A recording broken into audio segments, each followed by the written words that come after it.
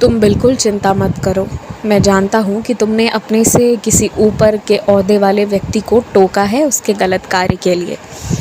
लेकिन जो मैं तुमसे कह रहा हूँ कि तुम बिल्कुल चिंता मत करो, वो सिर्फ़ इसलिए क्योंकि सामने वाला व्यक्ति निष्पक्ष होकर अपना फ़ैसला नहीं दिया था। सामने वाले व्यक्ति अलग लोगों के साथ अलग तरह का बर्ताव करता है, इसी वजह से उसे टोकना बहुत ज़रूरी था।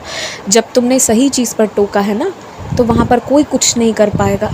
तुम ये बात जान लो। तुम सही थे, सही हो, और इसीलिए तुम्हारे अंदर क्रोध भी मेरे ही वजह से उत्पन्न हुआ कि तुमने अपनी बात रखी, ताकि कल को सामने वाला व्यक्ति तुम्हें हल्के में ना ले ले। तुम्हारे साथ कुछ भी करने के पहले वो 2 बार सोचे कि वो सही कर रहा है या गलत कर रहा है। मैं जानता हूँ कि पिछले कुछ दिनों में जिन लोगों पर तुमने सबसे ज़्यादा अपना समय दिया है, जिन लोगों को तुमने सबसे ज़्यादा माना है, किया है, वो लोगों का तरह तरह का बर्ताव तुम्हें अच्छा नहीं लग रहा है। तुम्हें हर एक चीज़ चुभ रही है, बुरी लग रही है, छोटी से छोटी बात भी। तो मैं तुमसे अब यही कहूँगा ना कि थोड़े दिन के लिए दूरी रखना ज़रूरी है। थोड़ी दूरी रखोगे कुछ दिन के लिए तो तुम खुद ब खुद देख लोगे कि अपने आप धीरे धीरे जो भी मनमुटाव हैं वो दूर हो जाएंगे।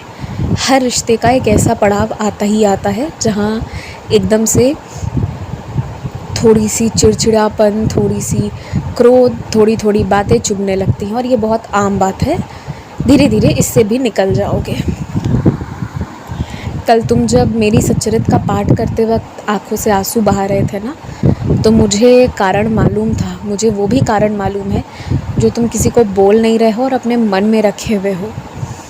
पर मुझे ऐसा लगता है ना कि कुछ चीज़ों में देरी हो रही है तो वो अच्छी ही है, ताकि सभी को समझ में आए और सभी लोग वही फ़ैसला लें जो तुम लेना चाह रहे हो। इसीलिए कभी कभी थोड़ा विलम्ब आवश्यक होता है। तो जो हो रहा है तुम उस पर विश्वास रखो, तुम्हारे साथ कुछ गलत नहीं होगा।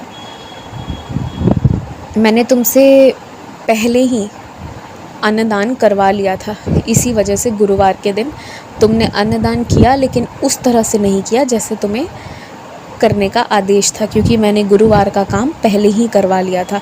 और अन्नदान सिर्फ गुरुवार से जुड़ा हुआ नहीं है, वो किसी भी दिन हो सकता है। लेकिन फिर भी अगर तुम प्रत्येक दिन नहीं कर सकते हो तो कोई बात नहीं, पर गुरुवार के गुरुवार नियम बांध कर चलो कि तुम्हें अन्नदान तो करना ही करना है। कांच की चीज़ें, कांच के बर्तन जो टूट गए हैं ना, उसके टूटने का अफसोस मत मनाओ और उसके टूट जाने के अर्थ के बारे में मत सोचो। तुमने उस सामान को बहुत समय से रखा था और उसका खूब उपयोग किया था और उसकी आयु पूरी हो गई थी, इसलिए वो चीज़ अब टूट गई। इसके अलावा इसका कोई अर्थ नहीं है। अब कोई अर्थ अनर्थ निकाले तो निकालने दो, ये सब तुम्हारा काम अब नहीं है। तुम्हें वानर रूप में मेरे दर्शन मिले, तुम उससे प्रभु हनुमान से जोड़ते हो, तो चलो उनके दर्शन भी मिले। तुम्हारी खुशी जिस चीज़ में है, मुझे भी उसी चीज़ में खुशी है कि चलो तुम हर एक प्राणी में दर्शन तो करते हो मेरे। लेकिन तुम्हें मैं एक बात कहना चाहता हूँ, कुछ महीनों के लिए, बस कुछ महीनों की बात है, ऐसा करके, ऐसा सोच के कोई सी भी नौकरी में मत लग जाना। नौकरी तुम्हें वही करनी है जो तुम करना चाहते हो। थोड़ा धैर्य रखो तो तुम्हें तुम्हारी मनचाही चीज़ ज़रूर प्राप्त हो जाएगी। खूब खुश रहो। आयुष्मान भवा।